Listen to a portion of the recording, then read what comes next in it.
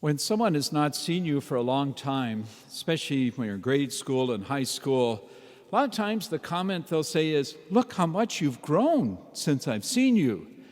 And they're talking about how tall you are, how you might have gained weight, or whatever ways you've physically changed. It's real obvious, and it's understandable. We're growing up. In fact, sometimes adults use that term. You need to grow up. But the growing up in faith is something different than what you see in terms of your bodies. Growing up in faith is what this gospel Jesus is speaking about today. Jesus just says, God the Father in heaven is the vine grower, and he's brought the vine of life, Jesus, here on earth. And Jesus wants to extend, in effect, his hands, his life, his love to every one of you so that you can do the same to others. But this is different than physical growth. He extends a hand, and we are the ones to see if we're going to grab onto that hand, hold on to that hand, help that hand to help someone else. Because it's real easy when we're growing up, physically, trying to figure out all the things we're supposed to be doing. Our parents are telling us, our teachers are telling us, our classmates are telling us, our coaches are telling us. Sometimes it's not all the same. But spiritually, it doesn't change.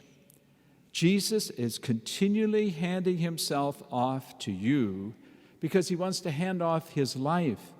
And so when you are trying to be like Jesus, you're trying to respect God the Father who gives us life, when you're trying to respect one another, and then that hand of Jesus is there and we have life. In fact, we're called his branches, as Jesus talks about here. But on the other hand, if we say, you know what, I'm not going to take his hand, I'm not going to really follow that because it's too hard. I don't understand that. It's not very clear to me, or I just want to do it my way. I don't want somebody else to tell me what to do. And if we reject that, well, then we keep growing up. We're physically, our bodies, in fact, they might get taller and older and larger and all of that.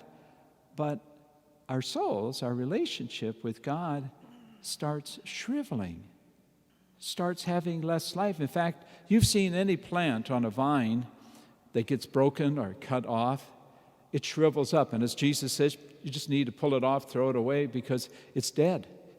So the choice we have that Jesus is giving us is he hands himself to us, every one of us in this church. And just like he showed us on the cross, it often means sacrifice. In fact, that's what he means by pruning. In the last month, lots of people have been pruning trees and bushes and that. And if you didn't, you're going to have a much different tree or bush this year. I remember doing it a couple weeks ago, our bushes at the house where we live at. And if I know one year we didn't do it, it went all over. And it was a mess. I mean, it was still growing, but it was all over. But if you trim, and that's what your parents, teachers, priests were all saying, you can't just do what you want because it isn't always what Jesus wants that's good. But when it is good, you're accepting that. You're being pruned. But there are times it's going to mean doing things you don't want to do because they're good and they're hard. But that pruning makes you much stronger. And you may not realize it now, but in the years to come, you'll be thanking God. Said, I thank God. My parents actually made me do what I did. I didn't like it at the time. My teachers had so many things. In fact, sometimes they were too hard on us. Sometimes there were people that didn't really see me for who I was.